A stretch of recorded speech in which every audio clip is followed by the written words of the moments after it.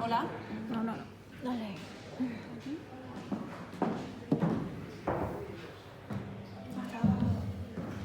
Hola, buenas tardes. Ahora sí, muy bien. Pues nada, muchas gracias por estar aquí esta tarde. Queríamos agradecer especialmente a nuestro invitado Fernando Díaz Villanueva, también a todos los miembros de la Asociación Cubano-Vasca que nos acompañan y también a otros miembros de la comunidad civil cubana que se han desplazado también de otras comunidades para asistir a la conferencia. Nuestra asociación Cubano-Vasca realmente lleva poco tiempo, un año de constituida, pero bueno, que ha trabajado con mucha insistencia en los temas de la libertad, la democracia y los derechos humanos para todos los cubanos, y ha organizado esta conferencia con el ánimo de difundir y divulgar la realidad de Cuba y de informar sobre varias aristas de la realidad cubana. Hoy comienza este ciclo de conferencias con la presencia de Fernando Díaz Villanueva, destacado escritor y periodista, muy familiarizado con la historia de Cuba y el castrismo. El tema que se tratará será, como ya saben, los 60 años del embargo estadounidense a Cuba, el origen de esta situación y la realidad. Lamentablemente el término bloqueo se ha popularizado tanto en el imaginario colectivo que se sigue empleando muchas veces indistintamente, incluso en debates o discusiones académicas y bloqueo que no está, por supuesto. Enfatizar lo que queremos es que es muy importante tanto para los cubanos como para cualquier portavoz de la realidad cubana hacer que sea un uso correcto de este término y bien informado, ¿no?, sobre estas cuestiones que se han tergiversado tanto durante tanto tiempo por el discurso político del gobierno cubano. Ahora sí, para entrar rápidamente en una presentación breve de Fernando, como dije anteriormente, es periodista y conferenciante y escritor, es autor de una docena de títulos de temática histórica muy centrados en la historia de España, la historia del comunismo y la figura también de Che Guevara. Algunos de los títulos para ilustrar, que puedo mencionarlos: La contrahistoria de España, publicado recientemente en el año 2021, Vida y mentira de Ernesto Che Guevara, publicado en el 2017, Un año en la vida de España, 2014, Historia criminal del comunismo en el año 2013, entre otros. Desde el año 2016 presenta y dirige los podcasts La Contracrónica, La Historia y La Contrahistoria. Ha colaborado con diversos medios como la revista Ilustración Liberal, la plataforma digital liberalismo.org, la revista Milenio, los diarios Libertad Digital y El Voz Populi. También ha colaborado con varios programas de televisión, entre ellos Dando Caña o El Gato al Agua. Esto fue un salto en la biografía que encontré cuando leía, que también había sido director de la Escuela de Cine y Artes Visuales de la Universidad Francisco Marroquín de Guatemala en el año 2015. Y para no alargarlo más, aquí podría haberlo dejado, pero... Número desconocido. Pero reconozco que miré la página web de Fernando y me pareció interesante cómo se presenta él mismo. Lo leeré a continuación. Hijo galgo, pero no señor, residente en corte, ancho de frente, negro de ventura, largo de piernas, limpio de manos y de bolsillo, hombre de muchas fuerzas y de otras tantas flaquezas. Si tiro la piedra, no escondo la mano. Llevo la contraria, así, por principio. Lo hago por escrito, de viva voz y en persona, sin demasiados cargos de conciencia. Y no hace falta añadir mucho más.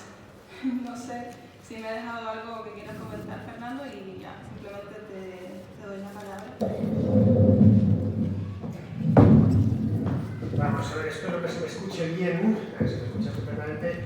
Bueno, supongo que habréis oído eso de cuando alguien llega muy pronto a un sitio, que es muy puntual, se dice puntualidad germánica o puntualidad ética. Y yo desde hoy empezaré a llamarlo puntualidad vizcaína, porque he llegado aquí con media hora de adelanto y me he encontrado la sala llena. Esto no me había ocurrido en mi vida, vamos. He dicho, bueno, llegaré, estaré un rato esperando y a la vuelta de 10 o 15 minutos aparecerá el primero. Y no, he visto que estaba ya hasta arriba, así que me alegro, porque hemos empezado un poco antes. Bien, la Asociación de Amistad Cubano-Vasca me invitó hace unos meses, que estuve en Bilbao en noviembre, creo recordar, presentando la contrahistoria de España, para que diese una conferencia aquí. En principio la idea se quedó ahí, no sabíamos muy bien de qué podía hablar y me propusieron el embargo a Cuba, el mal conocido como bloqueo. Ahora explicaré por qué es mal conocido como bloqueo. más que mal conocido, conocido de manera inexacta como bloqueo. Me parece buena idea porque en febrero de este año se ha cumplido el 60º aniversario de este embargo, del bloqueo, si queremos denominarlo así, aunque no le rinde en ningún modo tributo a la veracidad porque no lo es. Pero bueno, eso lo veremos más adelante.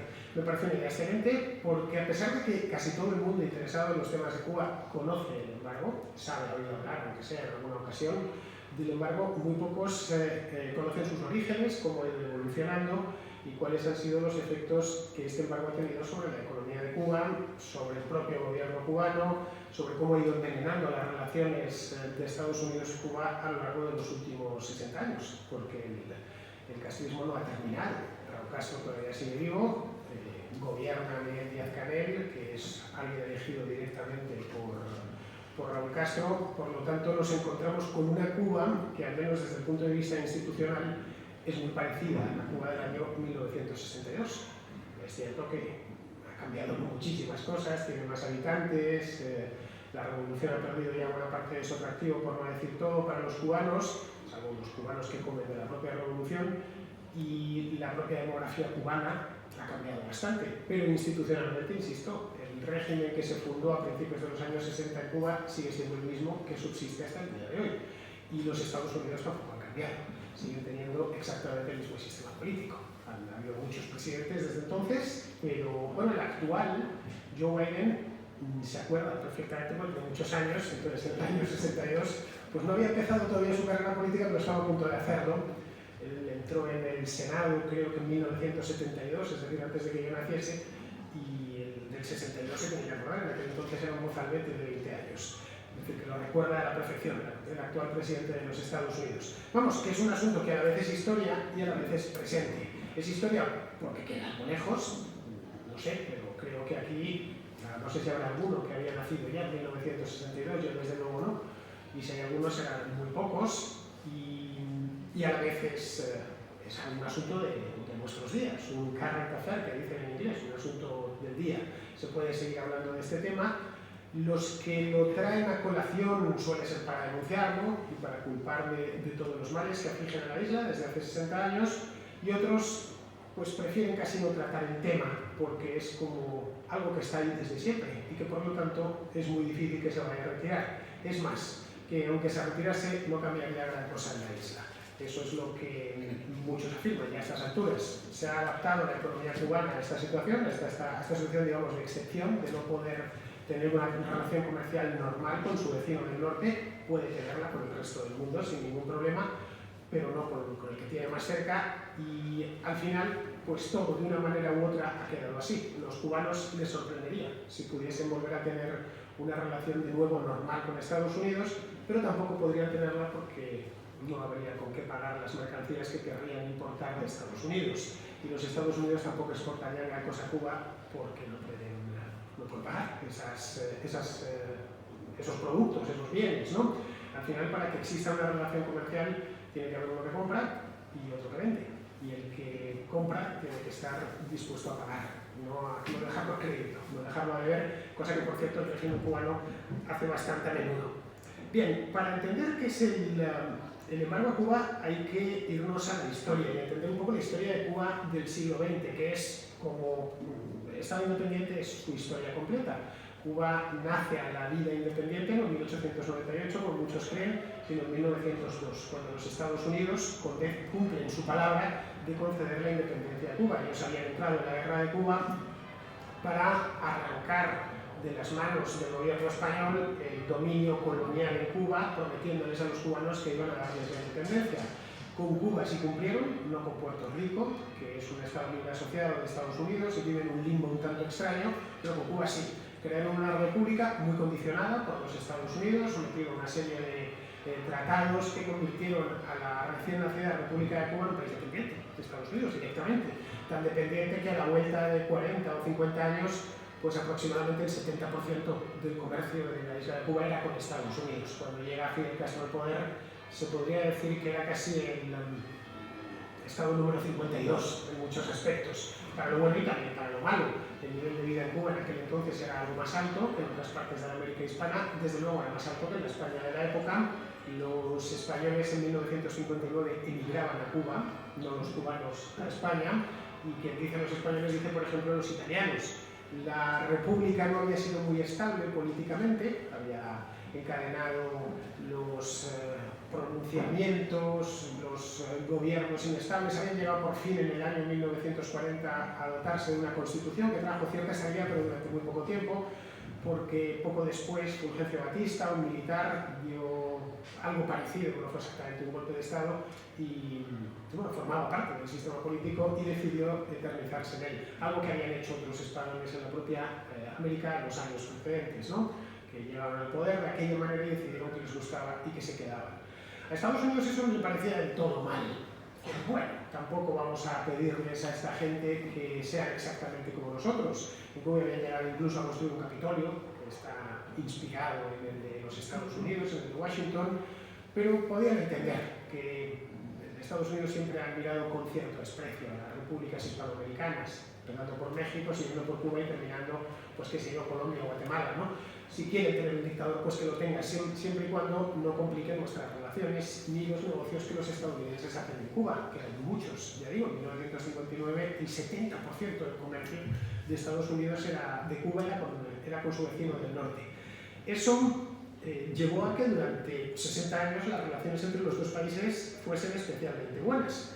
Bien, en 1959, en enero de ese año, llegó al poder un grupo de guerrilleros un tanto inclasificable, más allá de su vestimenta y su atuendo, eran realmente originales. Hoy estamos acostumbrados a ver gente desgreñada y con barba, nos vemos en las cortes, vemos gente más sin corbata y con coleta incluso, pero eso en el mundo del año 1960 era impensable.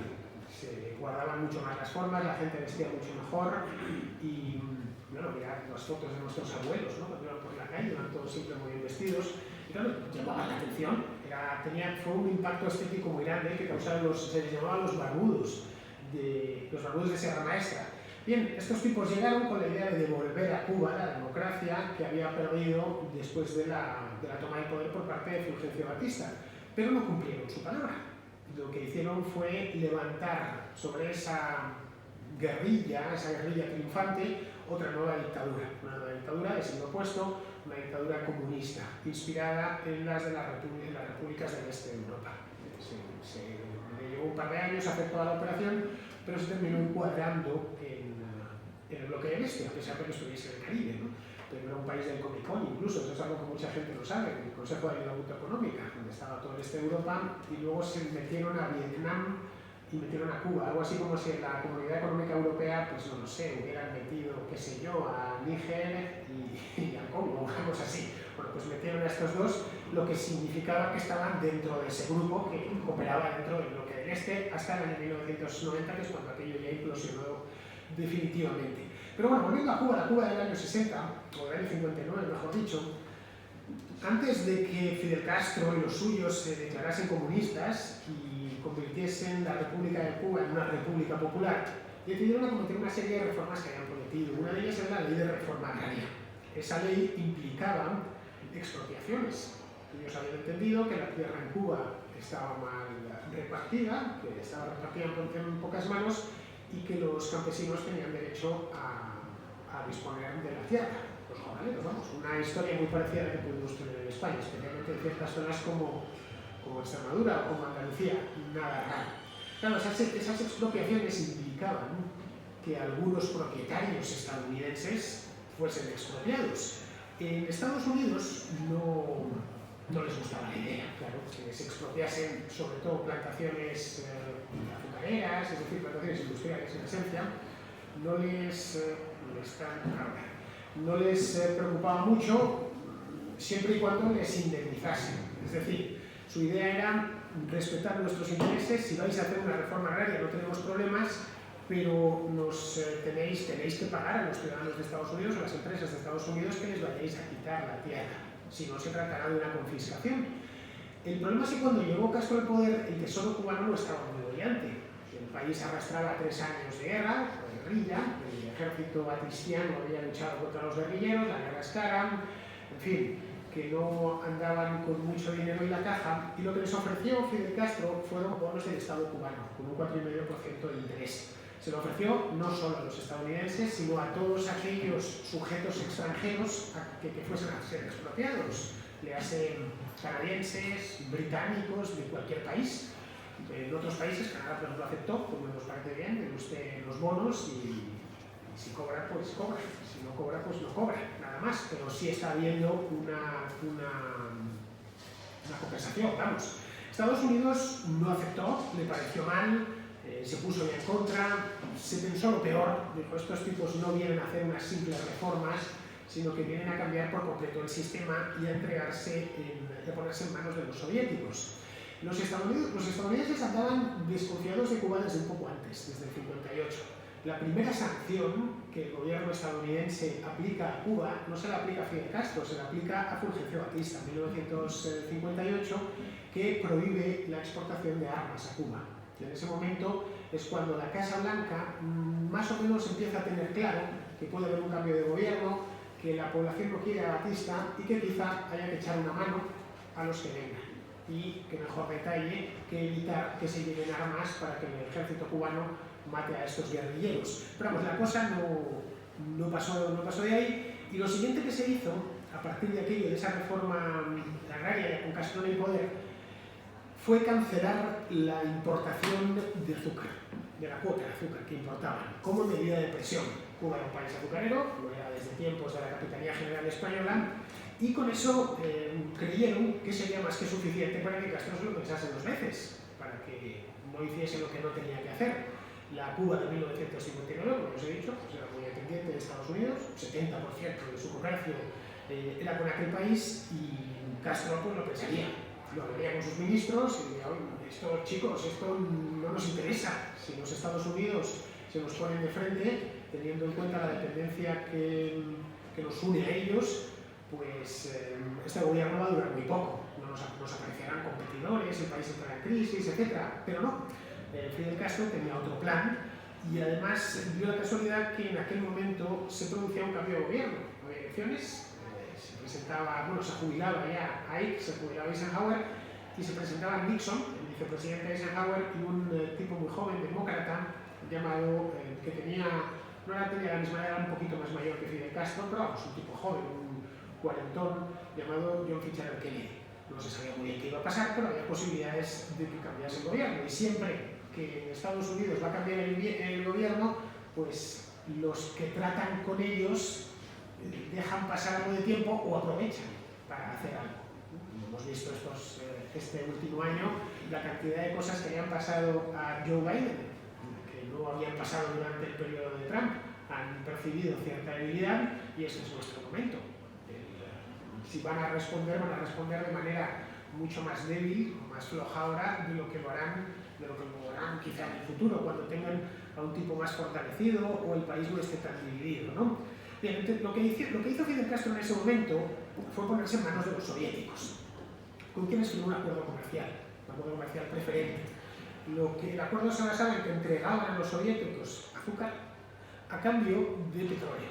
El país era muy dependiente del petróleo extranjero, porque Cuba no tenía yacimientos de petróleo. Bien, por eso sortearon la suspensión de la cuota de azúcar. Estados Unidos ya no la necesitaba. El azúcar que le vendíamos a los gringos, pues ahora se lo van a llevar los soviéticos. Pero claro, ese crudo soviético, una vez llegado a Cuba en sus petroleros, tenía que procesarse. A los automóviles no les podemos poner petróleo crudo, hay que convertirlo en gasolina.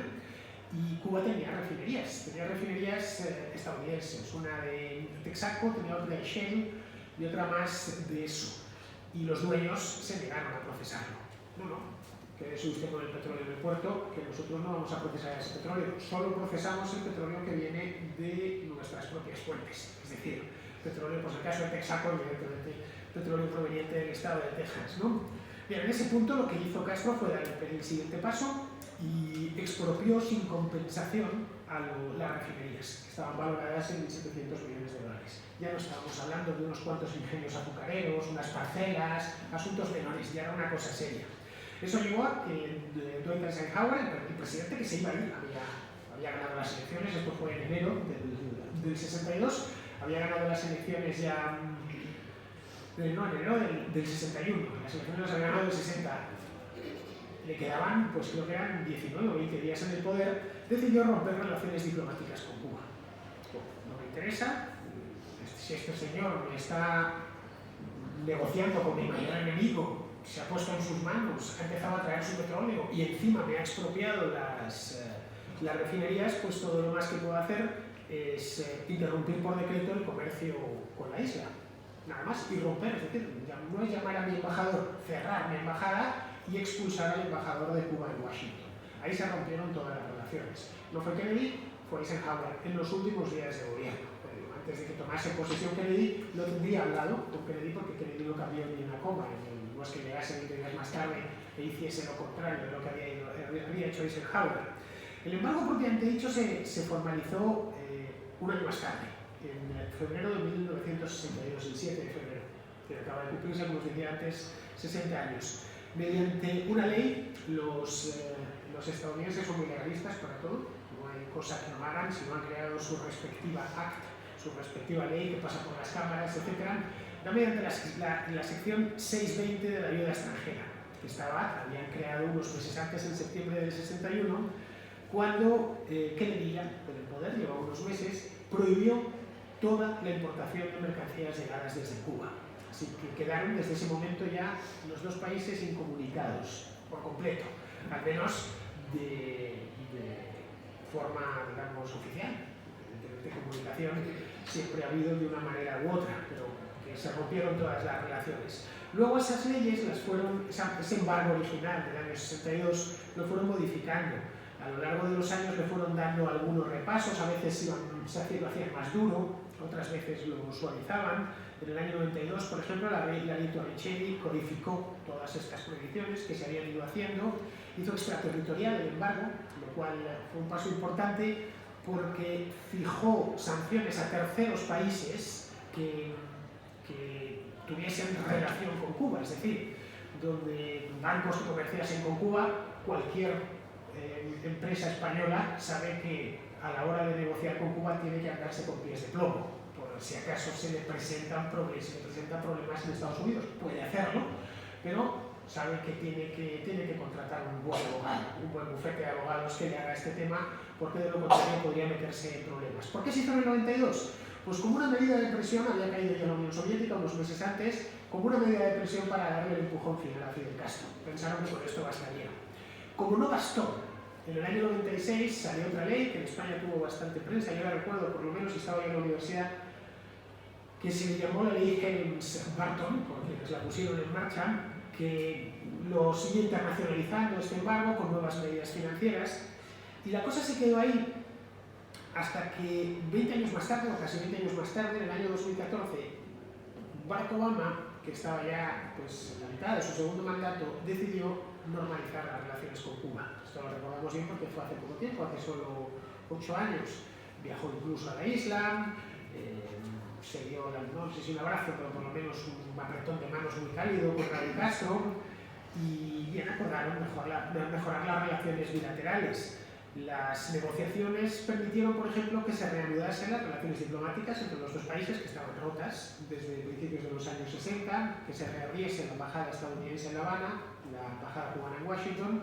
Los Estados Unidos lo que habían tenido era una oficina de intereses. Fidel Castro llegó a ponerle un bosque de banderas cubanas delante para que cuando abriesen esos diplomáticos estadounidenses la ventana, lo primero que viesen fuesen un montón de banderas, ¿no? El Castro estaba siempre en estos pequeños detalles, Fidel Castro, y eso se convirtió ya posteriormente en la embajada. Luego, al año siguiente, en la Cumbre de las Américas, que se celebró en la ciudad de Panamá, siguieron con la distensión, decidieron ir un poquito más allá en la apertura sin nunca derogar por completo el embargo. Y como gesto de acercamiento, Estados Unidos tuvo algunos detalles, por ejemplo, sacó a Cuba de la lista de estados patrocinadores del terrorismo, que había estado desde que financiase en los años 70 y 80 las guerrillas en Hispanoamérica, dejaron ya las relaciones diplomáticas completamente normalizadas, y se puso fin a una ley que había aprobado Estados Unidos años antes, la de pies secos, pies mojados, un cubano que se echase al mar y que consiguiese poner pie en tierra, aunque fuese a 5 centímetros de la línea de costa, se le concedía automáticamente la residencia. Bien, eso fue un drama para muchos cubanos que confiaban precisamente en eso. pero que también servía como incentivo para que muchos cubanos se echasen a la mar en balsas. Por lo tanto, bueno, si lo conseguimos, lo tenemos mucho más fácil que un mexicano o que un hondureño, ¿no? Cuando nos basta con pisar Estados Unidos para que nos concedan la residencia. Luego, con la caída de la salida de los demócratas del poder en 2016, Donald Trump, sin volver a la política anterior, es decir, no cerró la embajada ni nada de esto, lo que sí hizo fue adoptar muchas medidas más restrictivas, es decir, echó marcha atrás, ¿no? Bien, como vemos, es un escenario difícil, el de los gobernantes cubanos, desde 1960, que se han visto obligados a operar desde el punto de vista financiero en condiciones francamente complejas. Claro, pues a tu vecino del norte, al más cercano, y también que es la primera potencia económica del mundo, que no quiere comerciar contigo. Ojo, Cuba no es el único país que ha sufrido el paro, que a veces pensamos que es un caso único en la historia, ¿no? Ni mucho menos. Serbia, recordemos, durante las guerras yugoslavas también estuvo embargado, en forma de sanciones concretas más bien, pero vamos, Cuba sí es el país que más tiempo ha padecido el embargo de los Estados Unidos, con diferencia de 60 años o muchos años. Bien, como os decía antes, en Cuba lo denominan bloqueo, lo habéis oído muchísimas veces, es culpa del bloqueo, es que claro, con el bloqueo ¿cómo no va a haber hambre en Cuba? Cualquier cosa que pase, ¿no? Sea lo que sea, pues es que echan la culpa del bloqueo hasta las detenciones de disidentes, ¿no? Y que tendrá que ver una cosa con la otra, no da igual, porque es que el bloqueo al final les duele el entendimiento y terminan deteniendo a un pobre poeta y metiéndolo en la cárcel, ¿no? No, en serio, siempre cualquier cosa, si habláis con defensores del régimen castrista, el bloqueo lo podrá decir tranquilamente 30 veces por minuto. Va a 30 bloqueos por minuto porque en ciertos momentos de la historia del castrismo, especialmente en los momentos más críticos, ha sido el único argumento que tenían. Es todo va mal, los cubanos se están muriendo de hambre, lanzándose al mar en balsas para llegar a Estados Unidos y la culpa es del bloqueo. Curiosamente un bloqueo un tanto peculiar porque Estados Unidos daba poco menos que casi la ciudadanía al cubano que pusiese los pies en tierra, cosa que, como decía antes, no se lo daba al dominicano o no se lo daba al mexicano. Pero bueno, ellos hablan de bloqueo económico que les ha impedido pues prosperar, porque a mí me llegó a decir en cierta ocasión era español, pero era muy castrista. Ya sabéis, en España somos muy entusiastas con todo, ¿no? Más papistas que el Papa. Y los castristas españoles son más castristas que los castristas cubanos, o por lo menos esa es mi impresión. Me llegó a decir que es que el coste de los fletes, claro, comerciar con Canadá o con España, pues era tanto, y me sacó unos números que parecían aquello las cuentas del gran capitán, les había supuesto pues ser un país del tercer mundo, que si no hubiera sido por eso, bueno, que estaríamos todos pidiendo poco menos que la residencia en Cuba. Bien, no es propiamente un bloqueo por una razón sencilla, porque un bloqueo significa que no puedes acceder a un lugar. Ya está, un bloqueo, por ejemplo, es lo que pasó en Cuba durante la crisis de los misiles. Ahí hubo un bloqueo, navíos de la Armada de Estados Unidos que bloquearon el acceso a la isla de Cuba, además. No se podía ni entrar ni salir. Un bloqueo fue, por ejemplo, lo que hizo el régimen de Franco con Gibraltar, que cerró la verja y que imposibilitó que los gibraltareños o los españoles que querían ir a Gibraltar cruzasen, no podían ir ni por mar ni por tierra. Para ir a Gibraltar, un tipo de la línea de la Concepción tenía que viajar hasta Madrid, tomar un avión a Londres y en Londres otro avión hasta Gibraltar. Era curioso, pero era así. Eso es un bloqueo, eso es bloquear. Lo de Cuba no ha estado bloqueado en ningún momento. Ya digo, el periodo ese de muy poco tiempo, el año 62, en la crisis de los misiles y poco más. Luego, otro de los hechos, porque aquí no estamos hablando de una opinión, sino de un hecho que nos dice a las claras que no es un bloqueo, es que Cuba puede comerciar con quien quiera, con cualquier país del mundo, con todos. De hecho, comercia creo que son con 90 o 100 países de manera habitual, de distintas partes del mundo. Por supuesto, casi todos los americanos y los europeos con España muchísimo. España es uno de sus principales socios comerciales. Y bueno, si estuviese bloqueado, cada vez que España compra, no sé, puros a Cuba, pues las autoridades estadounidenses deberían pagarlos por lo menos que en el mar, ¿no? Para que no pudiese salir esa exportación, y no sucede ni muchísimo menos.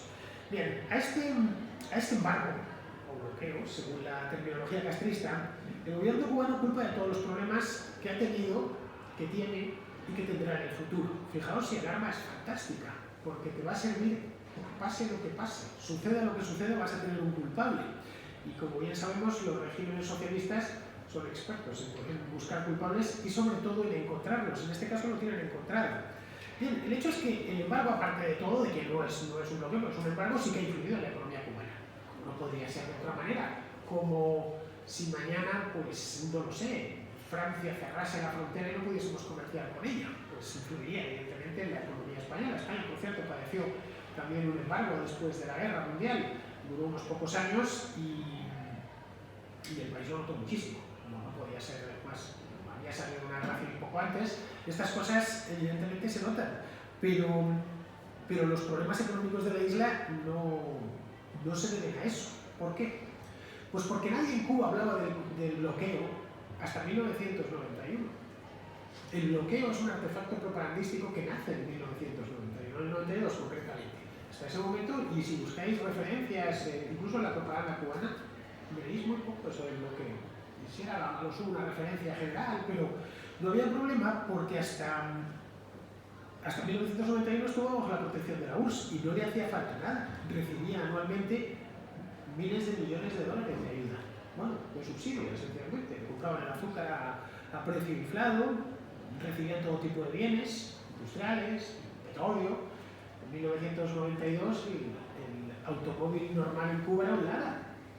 A efectos prácticos, una calle de La Habana o de Santiago de Cuba parecía una calle de Leningrado. Veían los autobuses, los camiones, bueno, por supuesto todos los coches, la maquinaria, todo llegaba en cantidades industriales desde la Unión Soviética. En aquel entonces no había problema. No estaba, por lo tanto, el tema del bloqueo, del embargo, vamos, en el lenguaje habitual del gobierno. Aquello nace a partir de los años 90 cuando les privan de ese subsidio. Mire, esa insistencia en culpar del bloqueo yanqui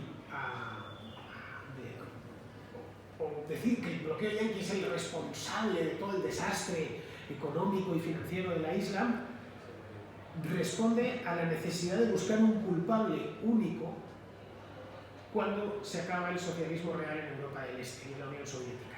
Nada más. Y lo tenían bastante complicado porque la familia Castro se niegan a hacer una apertura política como habían hecho en Europa del Este. Se niegan redondo, además. Cuando Alemania del Este, cuando Checoslovaquia, Hungría, Rumanía han emprendido procesos de apertura, en Cuba no se hace absolutamente nada, se decide resistir. Claro, hay que justificar de alguna manera esa resistencia. Bueno, sí, estamos en esto porque es lo que los cubanos hemos querido y además, si somos pobres o si falta la comida, cuando queda desnudo el régimen, cuando empieza el periodo especial, se debe a que nuestros vecinos del norte nos bloquean. En ese momento, Cuba se ve obligada a comprar lo que necesita en el mercado mundial, sin favoritismos de ningún tipo, sin padrinazgos ideológicos, a precio de mercado. Es cuando se demuestra que la Cuba de Fidel Castro es total y absolutamente improductiva, que el régimen económico que había implantado en 1960 pues no funcionaba. Hasta ese momento, Cuba se había dedicado en esencia a parasitar a la Unión Soviética y a Comecon, el que os decía antes, al Consejo de Ayuda Mutua Económica, del que os decía antes.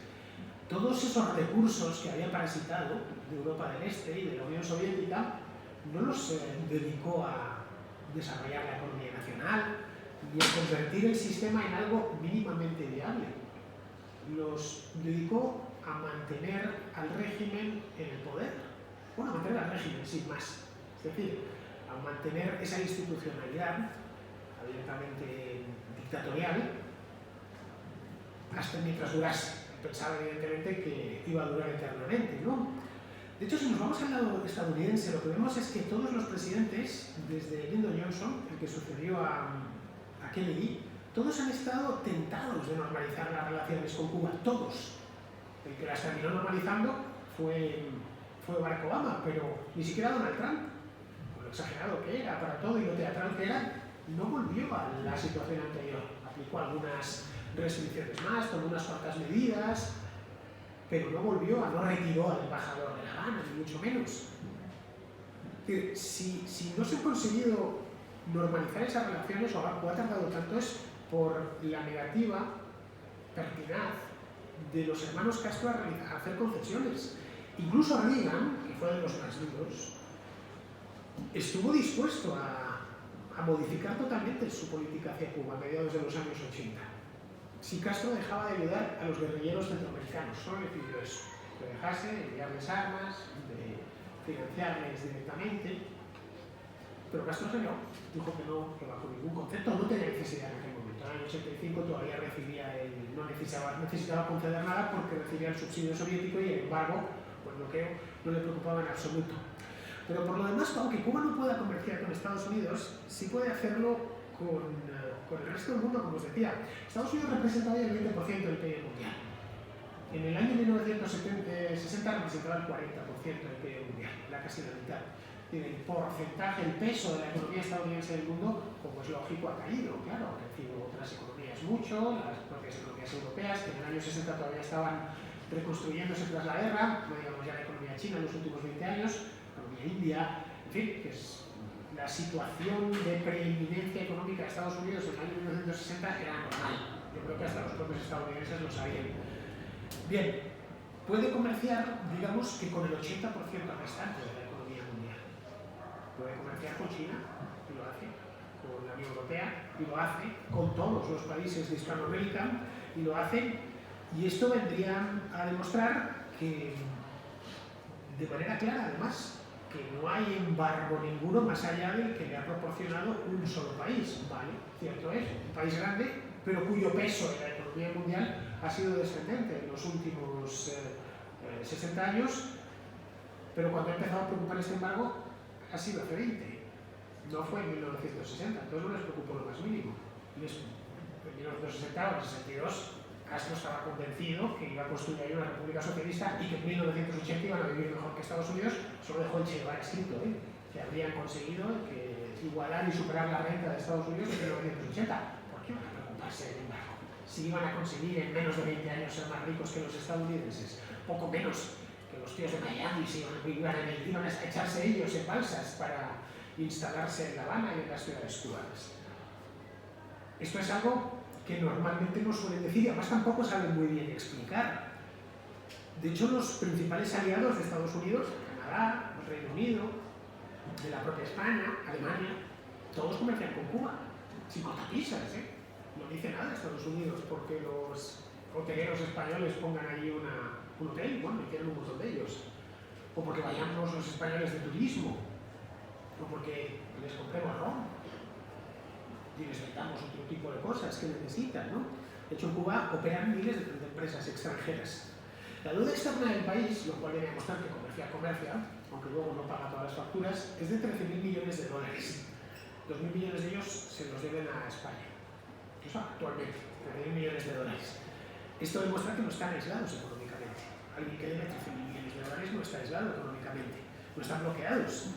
Todo lo bueno que produce Cuba, que son unas cuantas cosas, porque es una isla privilegiada, encuentra su mercado en el mundo. Que sería el azúcar, por ejemplo, el tabaco, el ron, el marisco, todo hablando de productos top de Cuba. A pesar del desastre económico inducido por esta gente, siguen exportando el que probablemente sea el mejor tabaco del mundo, el que probablemente sea el mejor ron del mundo, y encuentran su mercado. No sé si aquí hay algún fumador, pero sabe perfectamente que no es lo mismo fumarse un Tartaras 898 que una breva de medio pelo, o un Montecristo. Son todos tabacos cubanos, hechos en Cuba, elaborados en Cuba, y que se venden muy bien y, por cierto, bastante caros en el resto del mundo. Bien, con esas divisas que obtienen en el extranjero, porque nosotros los puros cubanos los pagamos en euros o los pagamos en dólares, no se los pagamos en pesos, ellos compran otros productos en distintos países del mundo, en Japón, en todos los países de Europa, en la propia España compran mucho. De hecho, el 20% de las importaciones cubanas actualmente provienen de España. Desde el punto de vista de las importaciones es su principal socio comercial. El 15% proviene de China, que es su segundo socio comercial. El 6% de Italia, el 4% de Alemania.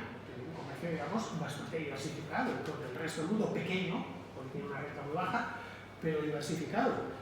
Los estadounidenses no pueden comerciar con Cuba directamente, pero, por ejemplo, se encuentran Montecristos del 4 en las tiendas, en los aeropuertos, en el aeropuerto de Las Vegas, ¿no? O en una tienda, una tabaquería en Nueva York. Se pueden comprar y, de hecho, hay actores de cine que los fuman, los se vea que está fumando un puro cubano, o marcas de carbón. ¿Cómo ha llegado hasta ahí? Si está prohibido comerciar, pues no ha llegado indirectamente, obviamente. Pero al margen del comercio indirecto, es decir, de que una empresa estadounidense le haya comprado esos puros de Montecristo a un canadiense, y que no podría decir nada porque el producto viene de Canadá, no de Cuba, los Estados Unidos envían algo mucho más valioso, que son las remesas.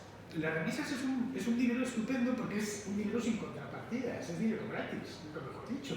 Es haber convertido tu población en tu principal producto de exportación. Mandas a tu gente a que trabaje fuera y te envíe dinero. No tienes que enviar nada a cambio. Para que le paguemos los puros tiene que haber fabricado el puro antes y haber cultivado el tabaco. Pero para un cubano que está en Miami o que está en Madrid o aquí en Bilbao, está enviando dinero y a Cuba no le ha costado nada. Es dinero que va entrando, divisa fuerte que le va entrando. Se calcula que en Cuba entran todos los años entre 3 y 4 mil millones de dólares desde Estados Unidos, solo desde Estados Unidos. Hay más dólares en efectivo, no sé, circulando por las calles de Cuba, por las calles de La Habana, que en las calles de Miami, donde todo se paga con tarjeta.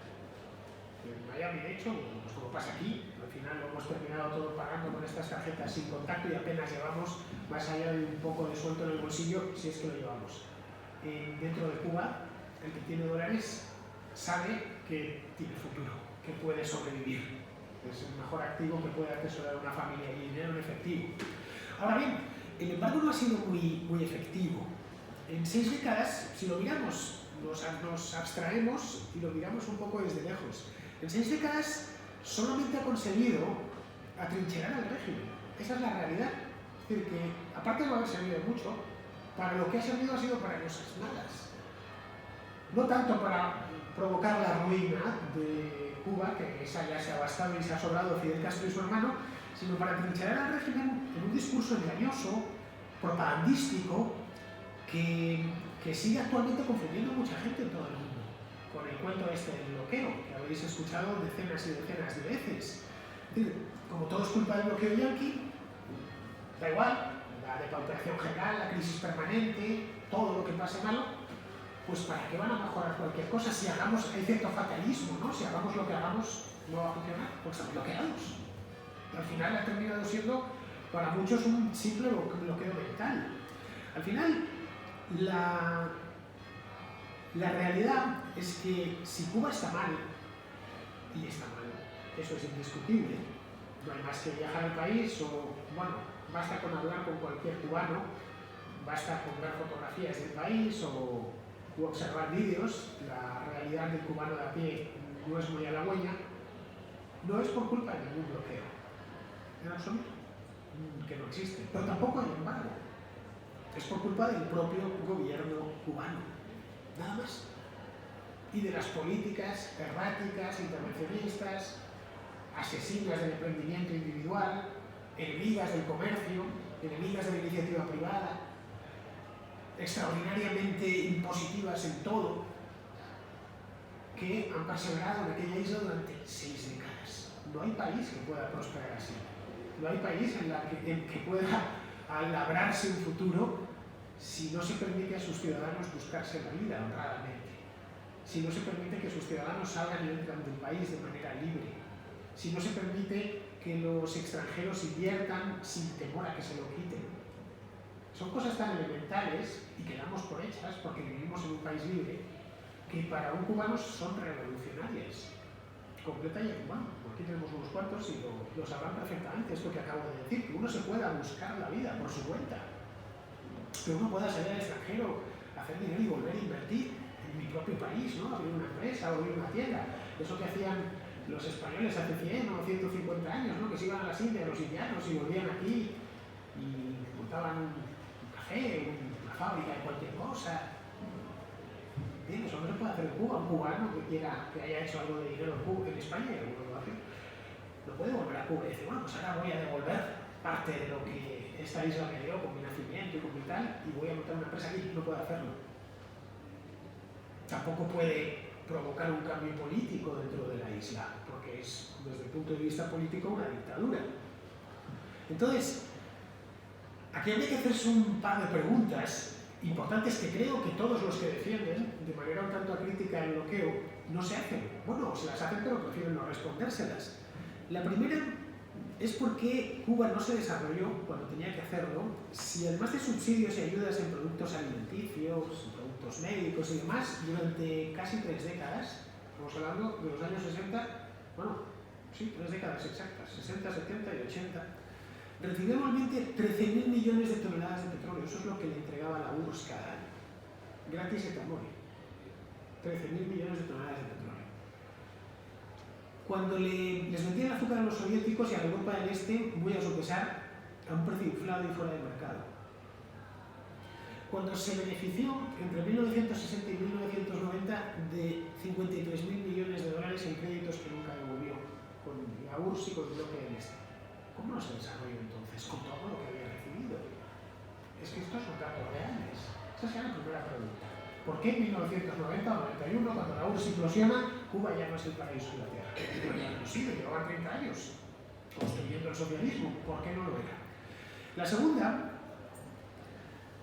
es por qué se sigue culpando al presunto bloqueo sobre la isla sin aclarar qué hace el gobierno cubano con los más de 4.000 millones de dólares de remesas anuales que recibe. Dinero gratis, como os he dicho antes. Ojo, los más de 3.000 millones que ingresa gracias al turismo. Canadienses, españoles, alemanes, italianos, que llegan allí a ver la isla, a bañarse en sus playas. O los más de 11.000 millones de dólares que recibe el gobierno directamente por contratación de personal médico. En Brasil, en Venezuela, en distintos países del mundo, que pagan los respectivos gobiernos, no en pesos cubanos, en dólares contantes y sonantes, y se ingresa al gobierno cubano y luego remunera de aquella manera